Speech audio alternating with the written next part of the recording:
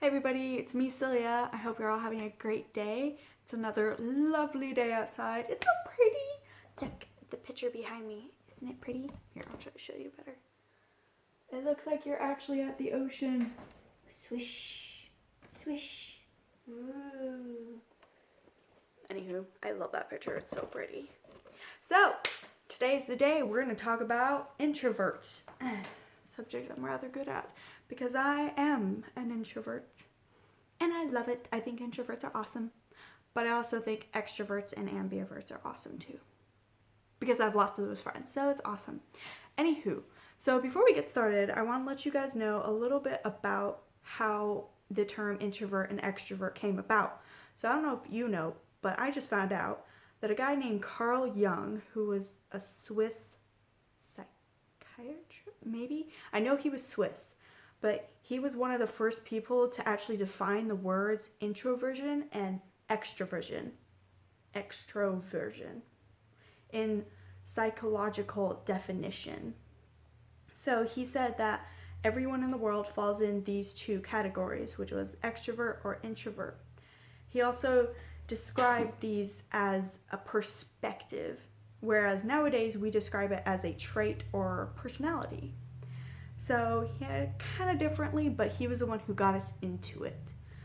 So he actually compared the two personalities to Apollo and I think it's Dionysus. So that was pretty interesting.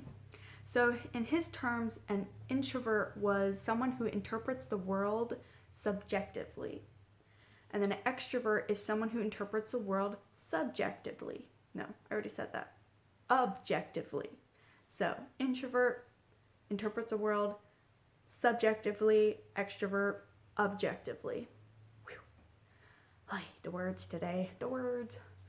So what is an introvert by definition? So I Googled this because I wanted to make sure I got what Google said. So an introvert, according to Google, is a shy person.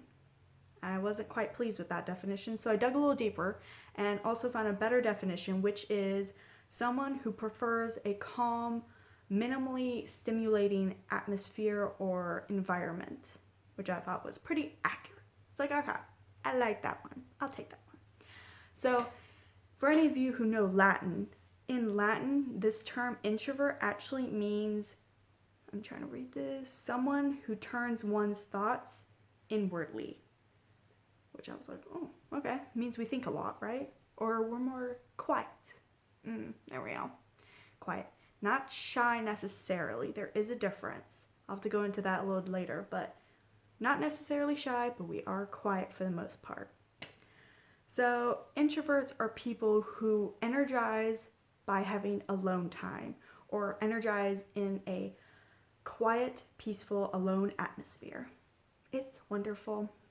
And a key word here for introverts is we are people who enjoy our alone time. This isn't something that we do and like hate. Most of the time, we love our solitude time. We love taking walks in the woods, around nature, having no one around, just being by ourselves and enjoying peace and quiet. Like I love coming home after a day of work and just having the entire apartment to myself. I love it. It energizes me. It's wonderful. I enjoy my alone time, and most introverts that I've ever known or talked to enjoy their alone time too. We are most at peace in our own little world. So some fun random facts, or not random facts, some fun traits that you will know in most introverts are we enjoy our alone time. That's one of the biggest ones I find. We are quiet and usually hard to get to know. It's just something about us. We like thinking. We are usually very observant. We find large groups of people exhausting at times. Not always, but most of the time it can be very draining. And number 5 is we are usually very good listeners. And that I find very true. So a fun random fact that most to some introverts will admit is that although we love and enjoy our alone time, sometimes we do like getting pushed out of our comfort zone. And I know this because I have an extrovert friend who likes to randomly, she loves to explore. So she always like tries to get me doing new stuff, and sometimes it's incredibly enjoyable. Other times it's a little draining, but I plan for those times so I have everything under control. But I do like it. I mean, I like my alone time, but I do like exploring. I like going out in the world and learning new stuff, or trying new restaurants, or going to new movies and things like that. I do enjoy it. So don't think that because you're an introvert or because someone is an introvert, they don't like doing anything. That's not necessarily true. Of course, it depends on the person, but most introverts that I know do enjoy getting out and doing stuff. We don't like being by ourselves, secluded 101% of the time. So you just gotta ask us. Most of the time you'll get a no. And it's okay, but you gotta just keep asking. And like, depending on how well you know an introvert or someone else, like my friends know if they want me to go out with them to a restaurant or to hang out, we usually need to give it a week of planning.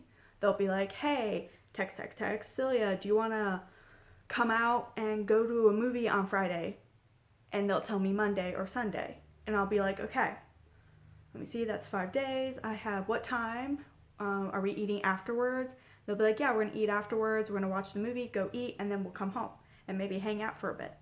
So I know to plan an easy week so that I have time to energize, to be prepared for Friday so I can have the most fun with my friends. So I kind of build everything around that because I know from experience that as an introvert, I need time alone to get ready for stuff most of the time. Or after doing something like that, I'll make sure Saturday or Sunday I can do nothing but relax and energize. Let me tell you something, a little introvert secret.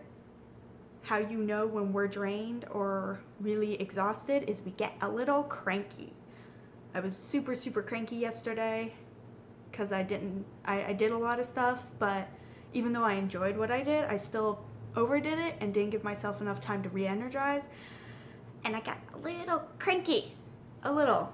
And my sister loves to do that because she'll come in and she'll know I'm cranky because usually I don't say anything. I'm just really like grumpy face and quiet, like on my phone. And she'll be like, Celia, you're like, what? You're cranky. No, I'm not. And then she's like, oh yes you are, because if you weren't cranky, you'd be laughing right now. I'm like, so yeah, there's different signs, and it's just more about learning about who you are. And if you're an introvert, usually you'll know these signs. And if you're not, it's a good thing to dive more into and learn what signs are what are your signs to telling you if you're exhausted or need time to energize, and being alone. So anywho, that is my paragraph of information about introverts. So I hope you all have a great day. Thank you for joining me today, and I will see you tomorrow in tomorrow's video. I don't know if I'll do extroverts or ambiverts tomorrow, but we'll see tomorrow, so you'll have to join me. So thank you again for joining me, and I hope you all have a great day. Bye!